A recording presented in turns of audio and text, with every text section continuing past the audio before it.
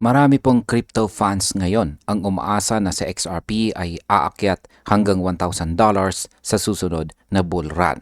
Pero ayon po sa technical analyst na si Chat Nerd, tila imposible daw ito base sa mga nakikita sa chart. Sa halip, sinabi niyang mas realistic ang presyo ng XRP sa pagitan po ng $13 hanggang $27 sa susunod na market cycle. Kaya sa video na ito ay pag-uusapan po natin kung bakit hindi pa raw kaya na XRP ang $1,000 at ano ang mga posibleng mangyari sa kanyang presyo sa mga susunod na taon. Kaya yan po ang siyang ating pag-uusapan sa video na ito. Pero bago po tayo magpatuloy ay pakibasa na lamang po muna ang disclaimer dito po sa ibaba ng ating screen. Ayan, bakit nga ba sinabi ng analyst na hindi daw po realistic ang $1,000 na target ni XRP? Yan, sabi po rito ay crypto analyst Chat Nerd has responded to the Real Remy Relief recent post on X, which outlined highly optimistic price targets for several digital assets, including an XRP valuation above $1,000. Ayan, paliwanag po natin. Si Chat Nerd ay sumagot po sa isang viral post ni Reme Relief kung saan ay ipinakita ang sobrang taas na mga target price para sa iba't ibang crypto coins. Kabilang na sa XRP na sinasabing posibleng umabot ng higit $1,000. Pero ayon po kay Chat Nerd, malabo itong mangyari.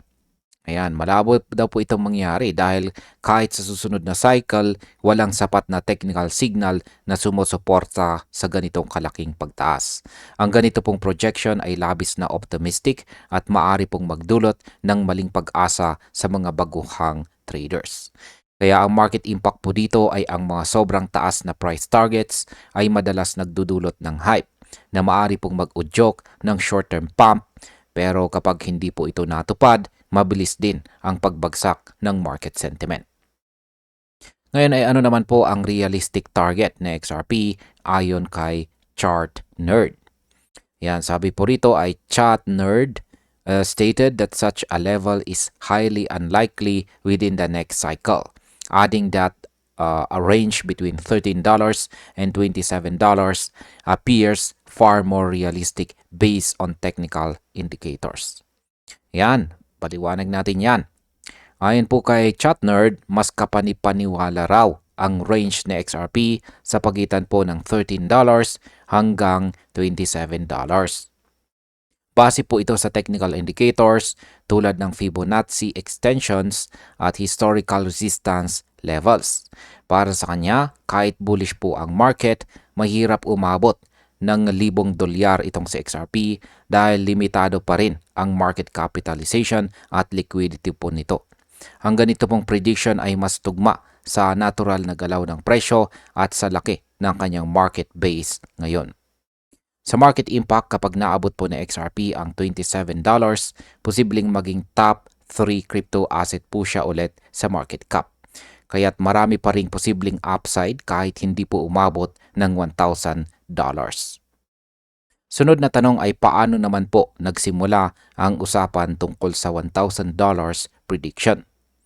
Yan, sabi po rito ay the discussion emerged after the Real Remy Relief shared a list of projected prices for leading cryptocurrencies, emphasizing that the estimates were derived from research, historical trends, and the anticipated impact of a super cycle.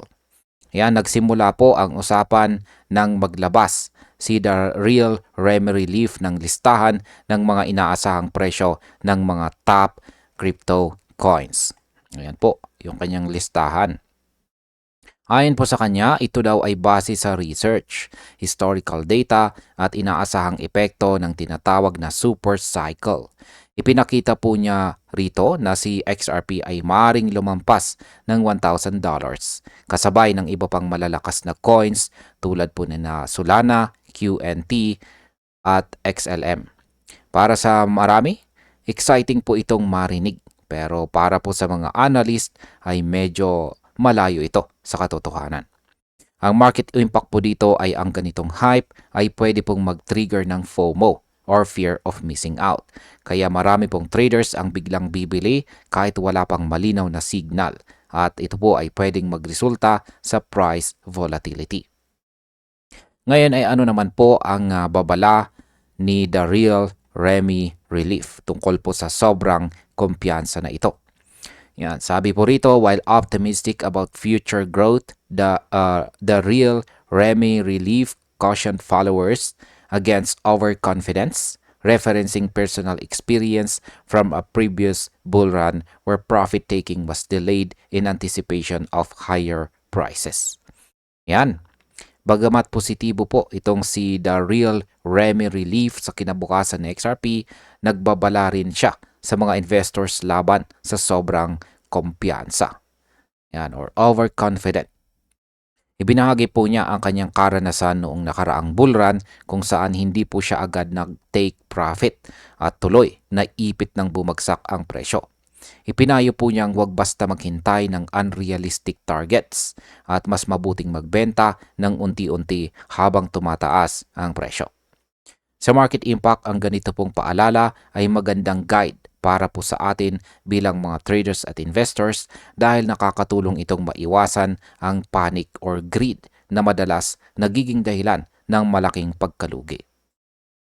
Ano naman po ang sinabi niya tungkol sa security ng mga holdings? Ayan, sabi po rito, the post urge investors to take profits in intervals and secure holdings on cold wallets, warning that exchanges prioritize their own interest. Yan po, pinayuhan din po ni Remy ang mga investors na mag-take profit ng paunti-unti at ilagay po sa cold wallets ang kanilang mga holdings. Pinaalalahanan po niya ang lahat na ang mga exchange ay inuuna ang sarili po nilang interes at hindi po laging maaasahan kapag may bigla ang market crash. Kaya mahalaga pong protektahan natin ang ating crypto assets sa sarili nating custody. Sa market impact, ang ganito pong payo ay nagtataguyod ng long-term stability dahil mas marami pong investors ang nagiging responsable sa paghawak ng kanilang assets. Sunod na tanong ay bakit po ba mas konserbatibo si Chart Nerd sa kanyang projection? Yan, sabi po rito ay Chart Nerd, however, took a more grounded approach. The analyst suggested that even in favorable market conditions, a $1,000 valuation for XRP is statistically and technically improbable in the current cycle. Yan po, mas konserbatibo daw si Chart Nerd dahil gusto niyang manatili sa mga datos at hindi po sa hype. Ayon po sa kanya, kahit maganda ang kondisyon ng market, napakababa ng posibilidad na umabot ng $1,000 sa XRP sa cycle na ito. Ang kanyang projection na $13 hanggang $27 ay nakabatay po sa makasaysayang galaw ng chart at hindi sa mga speculative scenarios. Sa market impact, ang ganito pong analysis ay nagbibigay ng mas balancing pananaw at nakatutulong para hindi sumobra ang market optimism na kadalasang nauuwi sa bubble. Ngayon ay paano naman ang pananaw ni Jason Crypto? Ayan, sabi po rito, ay another ex-user, Jason Crypto, contributed an alternative viewpoint that incorporated both technical and institutional factors. He acknowledged that from a charting standpoint, Chart Nerd's targets are reasonable, but argued that external developments could reshape the valuation framework entirely. Yan, paliwanag natin yan. Isa pong user na si Ginoong Jason Crypto ang nagbigay ng mas positibong pananaw.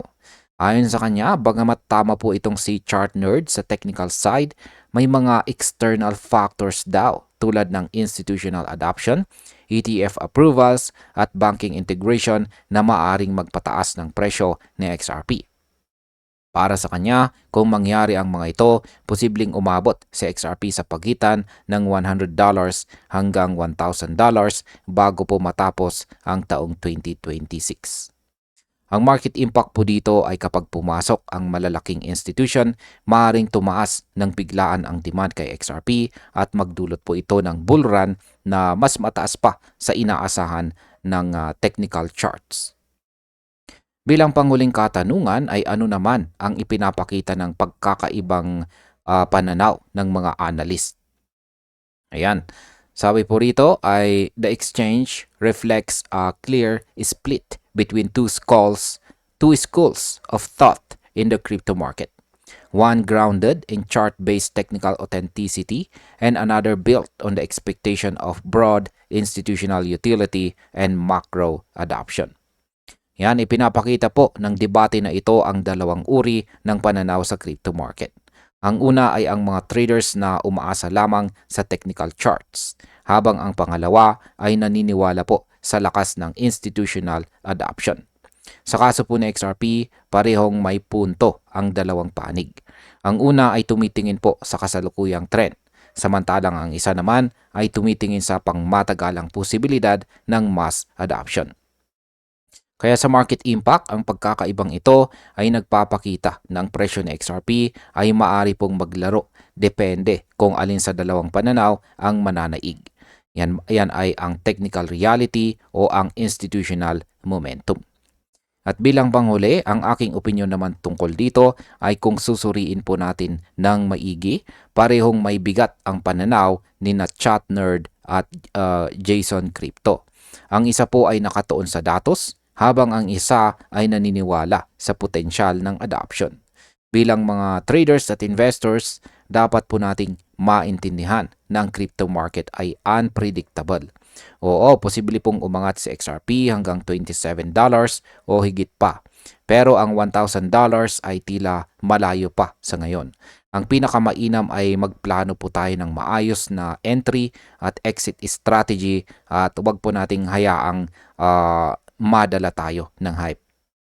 Sa XRP po ay may solid fundamentals. At habang dumarami po ang institutional partnerships, unti-unti po niyang pinapatunayan na may matibay po siyang halaga. Pero hanggang sa hindi pa nakikita ang konkretong ebidensya po ng mass adoption, dapat po tayong manatiling realistic at disiplinado sa ating mga trades or investments. At ayun, hanggang dito na lamang po tayo sa video na ito mga ka-crypto. Maraming salamat sa panunood.